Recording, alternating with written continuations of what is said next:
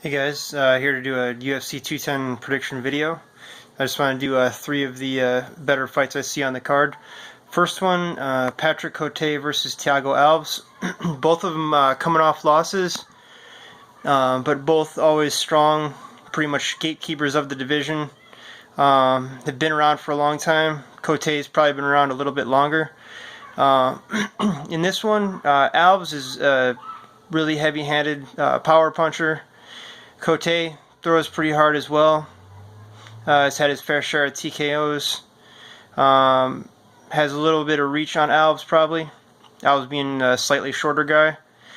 So what I see happening in this fight is Cote pretty much being able to pick apart Alves, and Alves not really being able to get inside probably as much as he wants to and land those heavy shots, although he may hit him a few times. But as everybody knows, kind of anything can happen in these fights, but I just think that Cote is going to be able to outstrike Thiago Alves and probably take a decision or a late TKO.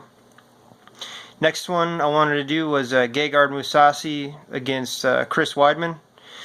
Chris Weidman last time suffered a devastating knockout loss to Yoel Romero, and then the one before that to Luke Rockhold, where he gave up the belt. And then Gegard Mousasi, on the other hand, has his last 2 or 3 fights he's taken by TKO. So he's pretty much got a full head of steam going into this one, and Weidman's got his back against the wall. So the big question going into this fight is, where is Chris Weidman's head? Is it already on retirement, or is he really gonna make a hard, comeback and just, get back in the thick of things and get his belt back? But before that, he's got to get past Mousasi, which I think is going to be difficult to do. I just think that Mousasi has been too strong and powerful of late. And like I said, I think he's won his last 3 by TKO against good guys. And then, so yeah, in this one I'm going with Mousasi, probably second, third round TKO in that one. And then the headliner is the last one I want to cover. Cormier versus Johnson, finally going to happen, the rematch. In this one, Anthony Johnson, he's won his last 3 by knockout against top guys. And as far as Cormier goes, the only guy he's lost to was Jones before he got suspended. So he's beaten everybody else.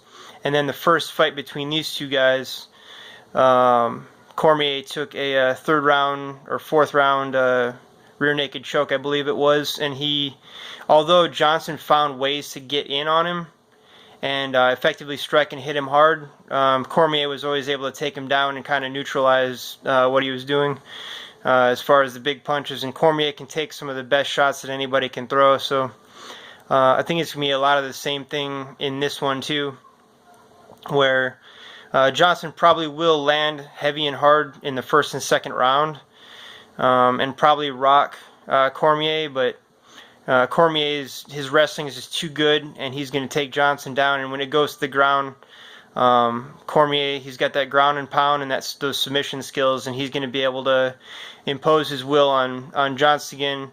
The only way I see Johnson winning this fight is if he lands a big one on Cormier's jaw, which could always happen, but I don't see it happening in this fight because Cormier rarely, if ever, has been knocked out. I'm not 100% on that, but he's very rarely, if ever, been knocked out. So I'm going with Daniel Cormier to retain the UFC light heavyweight title.